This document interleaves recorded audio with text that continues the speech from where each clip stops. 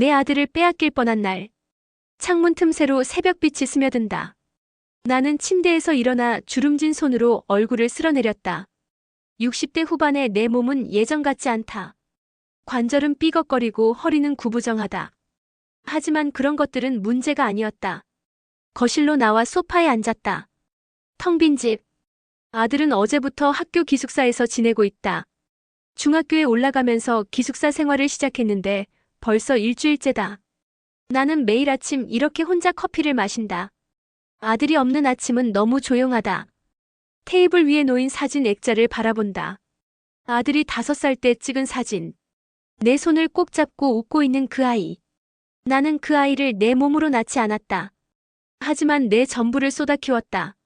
아내가 세상을 떠난 후 나는 홀로 그 아이를 키우겠다고 결심했다. 주변에서는 나이 든 홀아버지가 무슨 양육이냐며 걱정했지만 나는 포기하지 않았다. 그때 휴대전화가 요란하게 울렸다. 낯선 번호였다. 뭔가 불길한 예감이 들었지만 나는 전화를 받았다. 여보세요? 안녕하세요. 시청 아동복지과입니다. 혹시 김민준 학생의 보호자이신가요? 심장이 쿵 내려앉았다. 목소리가 너무 딱딱했다. 공무적이고 차갑게 느껴졌다. 네, 맞습니다. 무슨 일이신가요? 학교 측에서 신고가 들어왔습니다. 아이의 양육 환경에 대한 조사가 필요할 것 같아서 연락드렸습니다. 오늘 오후 2시까지 학교로 방문해 주실 수 있으신가요? 신고, 양육 환경. 머릿속이 하얘졌다. 손이 떨렸다. 수화기를 놓치지 않으려고 더 세게 쥐었다. 무슨 말씀이신지 이해가 안 되는데요. 제가 뭘 잘못했나요? 자세한 내용은 직접 만나서 말씀드리겠습니다. 2시까지 학교로 와주세요. 딸깍. 전화가 끊어졌다. 나는 멍하니 휴대전화를 내려다보았다. 손이 계속 떨렸다. 커피잔이 떨어져 바닥에 쏟아졌지만 그것조차 신경 쓰이지 않았다. 내 아들을 빼앗아 간다는 건가? 나는 소파에 주저앉았다. 가슴이 답답했다. 숨이 제대로 쉬어지지 않았다. 신고라니. 누가? 왜? 나는 아들을 학대한 적도 없고 방치한 적도 없다. 오히려 내 모든 것을 쏟아부었다. 아들이 어릴 때 나는 새벽 5시에 일어나 도시락을 싸주었다. 아침마다 학교까지 걸어서 데려다 주었다. 밤에는 숙제를 함께 했다. 아들이 아플 때는 밤새 간호했다. 친구들이 놀러 오면 간식을 준비했다. 운동회 때는 앞줄에 앉아 응원했다. 졸업식 때는 눈물을 흘렸다. 그런데 신고? 무슨 이유로? 나는 핸드폰을 들고 학교에 전화를 걸었다. 담임 선생님과 통화가 연결되었다. 선생님, 저 민준이 아버지인데요. 무슨 일인지 여쭤봐도 될까요? 선생님의 목소리는 조심스러웠다. 아버님, 죄송합니다. 사실 며칠 전에 민준이가 학교에서 좀 이상한 모습을 보였어요.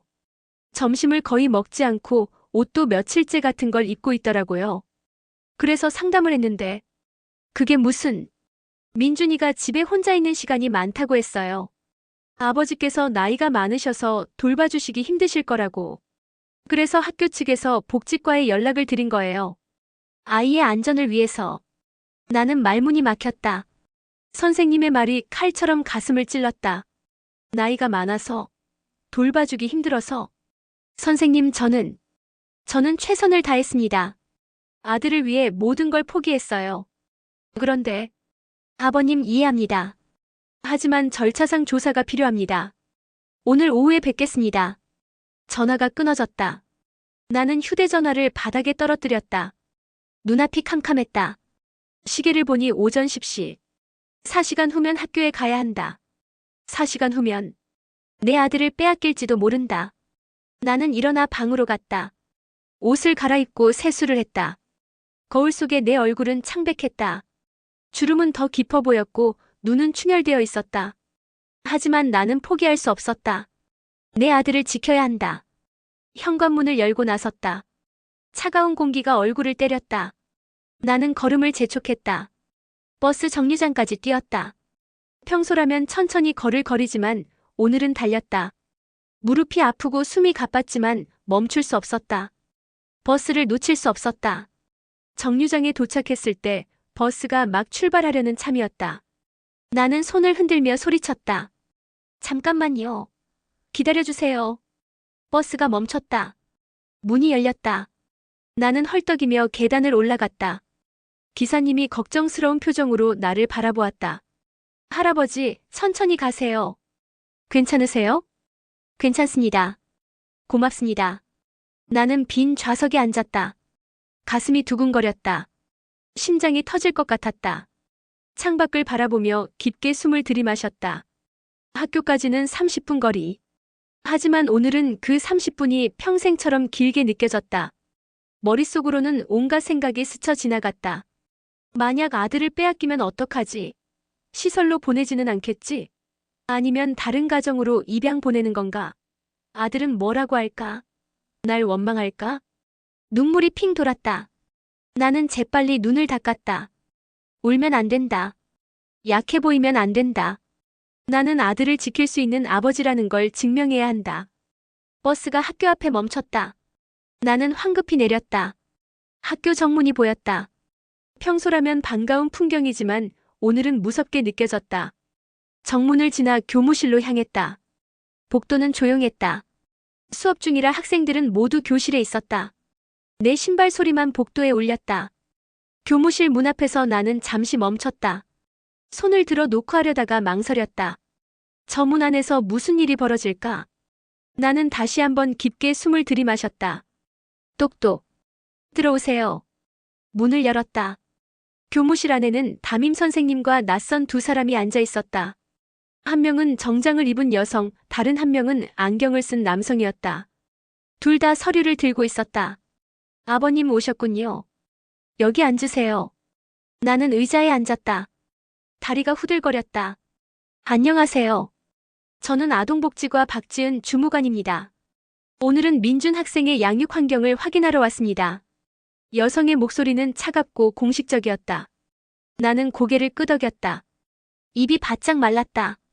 먼저 몇 가지 질문을 드리겠습니다. 박지은 주무관이 서류를 펼쳤다. 나는 손을 꼭 쥐었다. 민준 학생과의 관계가 어떻게 되시나요? 양아들입니다.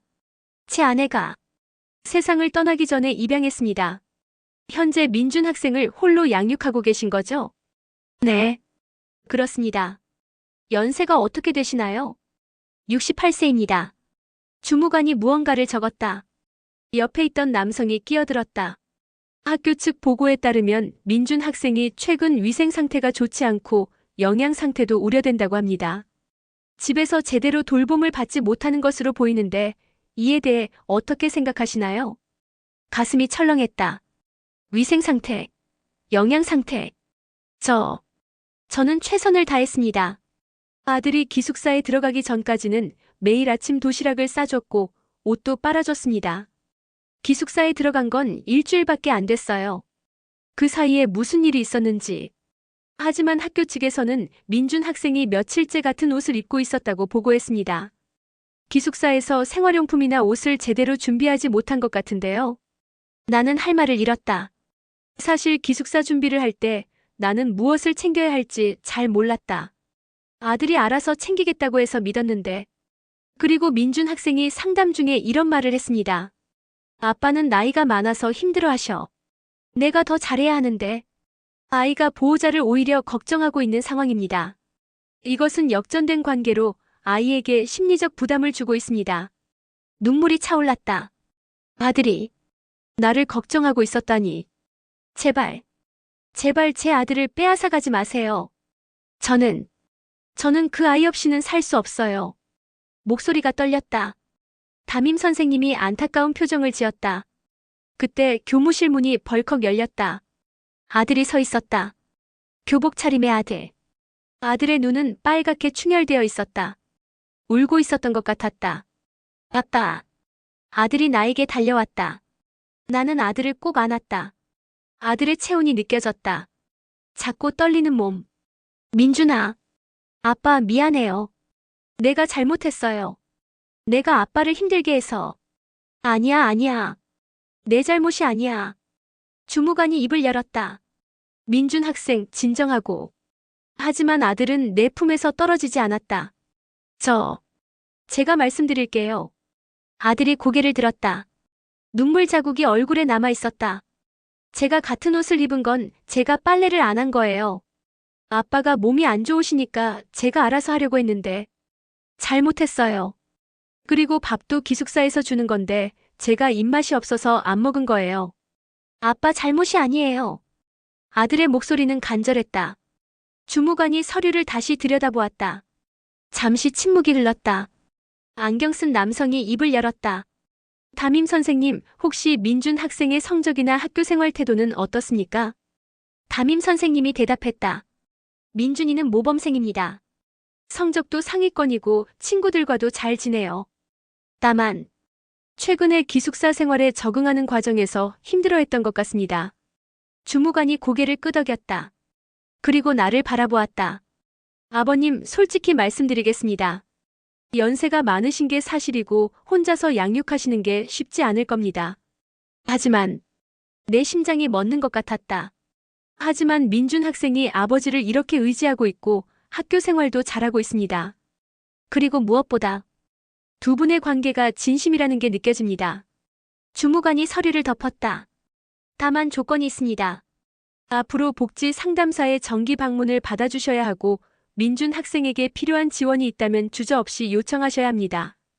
그리고 기숙사 생활을 계속할 건지 아니면 집에서 통학할 건지 다시 고민해보세요. 나는 고개를 끄덕였다. 눈물이 흘러내렸다. 감사합니다. 정말 감사합니다. 아들이 내 손을 꼭 잡았다. 작고 따뜻한 손. 아빠, 나 집에서 다닐래요. 아빠랑 같이 있고 싶어요. 나는 아들을 다시 한번 안았다. 교무실을 나서며 창밖을 보았다. 하늘은 맑게 개어 있었다. 햇살이 따스하게 내리쬐었다. 집으로 가는 길 아들이 내 손을 잡고 걸었다. 예전처럼. 아들이 어렸을 때처럼. 나는 아들의 손을 꼭 쥐었다. 민준아, 아빠가 미안해. 내가 힘들었는데 몰랐어. 아니에요, 아빠. 제가 말을 안 해서 그래요. 이제부터는 말할게요. 그리고 아들이 나를 올려다보며 웃었다. 아빠 사랑해요. 가슴이 뭉클했다. 눈물이 또 흘렀다. 하지만 이번에는 기쁨의 눈물이었다. 나도 사랑해, 아들. 우리는 함께 집으로 향했다. 석양이 우리의 그림자를 길게 늘렸다. 아버지와 아들 두 사람의 그림자가 하나처럼 겹쳐졌다. 이제 나는 안다. 가족이란 피로 맺어진 것이 아니라 사랑으로 만들어지는 것이라는 걸. 그리고 그 사랑은 그 무엇보다 강하다는 걸. 내 아들을 빼앗길 뻔했던 그날, 나는 다시 한번 깨달았다. 이 아이는 내 전부이고 나는 이 아이를 지킬 것이라는 걸. 지금까지 사연썰풍이었습니다. 끝까지 들어주신 분들 감사합니다. 좋아요와 구독해주시면 감사하겠습니다.